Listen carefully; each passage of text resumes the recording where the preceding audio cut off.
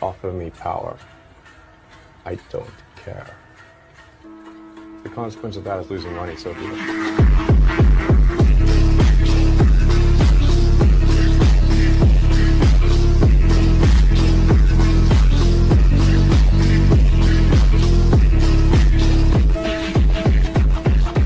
Even Elon Musk wants more power. For Elon Musk's bosses at Tesla, the board of directors, it can be hard to know which man might show up for work.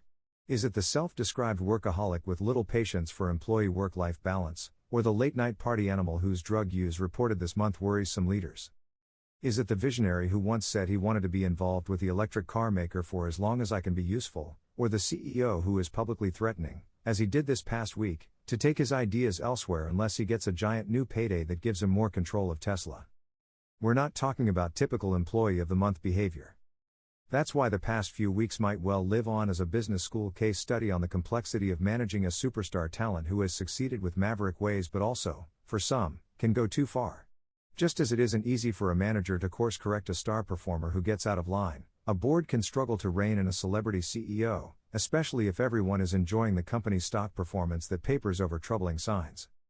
At present, Musk directly holds 13% of Tesla shares, or about 21% if including unexercised options, according to the company's most recent regulatory filing. That's down from 21% directly held at the end of 2016. Now, he's publicly asking for 25%, to give him more voting power in corporate matters.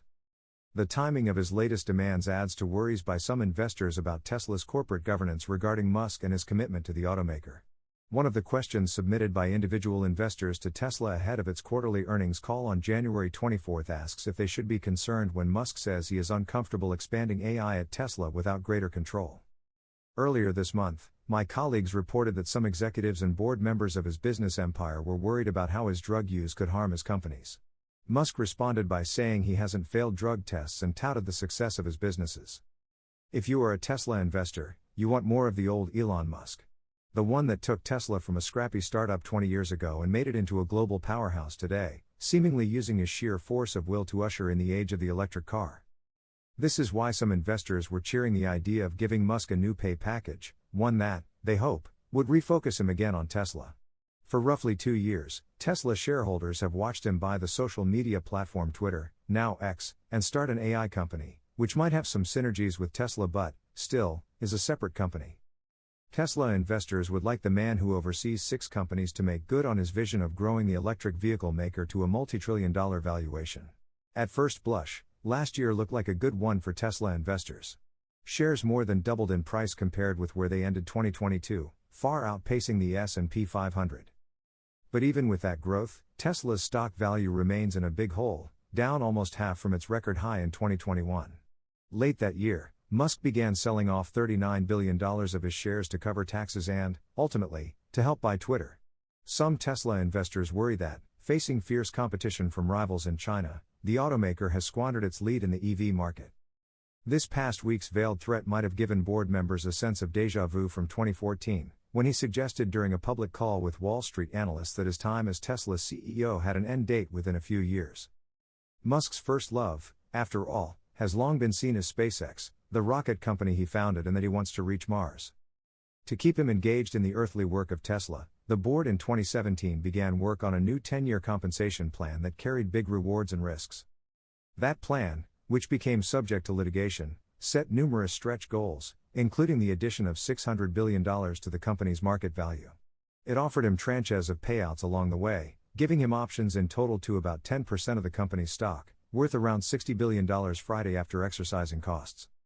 I wanted to make sure that Elon remained as the leader of Tesla over a longer period of time, Ira Ehrenpreis, a longtime Tesla board member, said in testimony about his motivation behind crafting that pay package.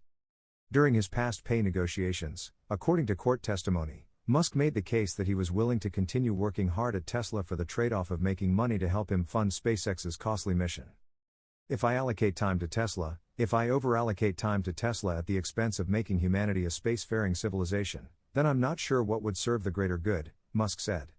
But if there were additional economic resources available that could then subsequently be applied to making life multiplanetary, then perhaps that would serve the greater good. Musk surprised many by completing the final tranche of his plan in 2022, to his and investors' benefit. The pending verdict in the lawsuit over his previous pay package, which included claims the CEO was overly involved in crafting the arrangement, is delaying him from getting a new compensation plan, according to Musk. I should note that the Tesla board is great, he posted this past week. His public airing of his demands were made even more unusual given that he and the board have plenty of reasons to make something work. His unexpected departure would hurt the stock's value, which would be bad both for his own wealth and for the board responsible for ensuring shareholder value. Board Chair Robin Denholm didn't respond to a request for comment. His latest argument for a big payday carries an updated twist. Musk is worried about AI technology developed by Tesla falling into the wrong hands.